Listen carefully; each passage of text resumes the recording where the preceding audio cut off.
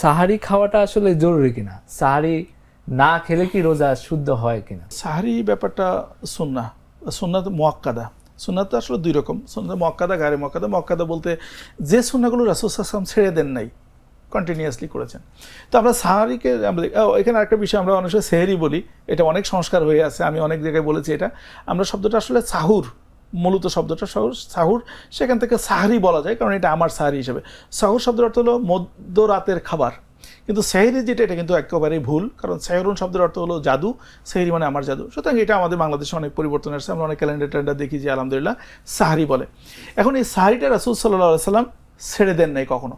শুধু ছেড়ে দেন নাই তা না, রাসূল সাল্লাল্লাহু আলাইহি ওয়াসাল্লাম এই সাহারি করার ব্যাপারে নির্দেশনা দিয়েছেন। যেমন আমরা একটা হাদিস থেকে যদি আমরা দেখি, যে আনাস রাদিয়াল্লাহু তাআলা থেকে বর্ণিত, তিনি বলছেন যে ক্বাল রাসূলুল্লাহ সাল্লাল্লাহু আলাইহি ওয়াসাল্লাম তাসাহহারু ফাইন্না ফিস সাহরি বারাকাতান।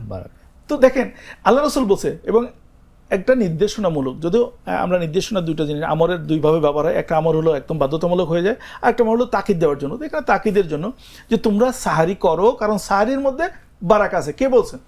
রাসূল সাল্লাল্লাহু আলাইহি ওয়াসাল্লাম বলেছেন।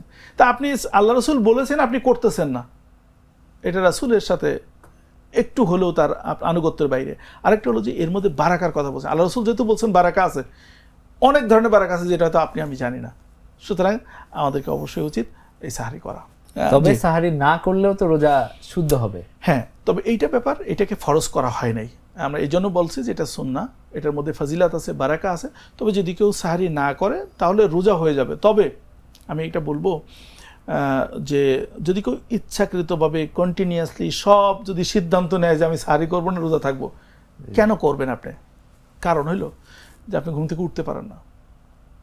চিন্তা করেন যে ভোর রাতে, সন্ধ্যা রাতে যেটা খাবারটা খাইছি, ব্যাস সকালে উঠি ফজরের নামাজটা কোনোভাবে পড়বো। বিশ্বাস করেন যারা এই কাজটা করে তারা অধিকাংশই ফজরের নামাজ মিস করে। এটা প্র্যাকটিক্যালি আপনি দেখেন। এখন আপনি যদি মনে করেন যে না আমি এটা পারবো, ওকে ওয়েল, সেটা সম্ভব না। কারণ কি, ইসলাম যখন কোনো বিধানটা দেয়, সেই বিধানটা প্রতিপালন করার জন্য যত মেকানিজম আছে সেগুলো সেট করে দেয়। এটা একটা আল্লাহর আমাদের প্রতি একটা বিরাট ব্লেসিংস। আল্লাহ কোনো বিধান দিয়ে ছেড়ে দেন নাই, বিধান দিয়েছেন, রাসূলকে পাঠিয়েছেন, আনুষঙ্গিক সমস্ত বিষয়গুলোকে প্রেসক্রাইব করে দিয়ে এরপর বলছে তোমরা করো।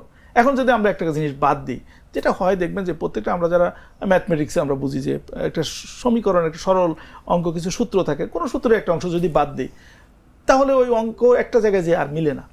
তো সেটা আমরা চেষ্টা করবো এটা পুঙ্খানুপুঙ্খভাবে পালন করতে। মানে কখনো বাদ পড়তে পারে, কিন্তু এটা হ্যাঁ, রোজা হয়ে যাবে।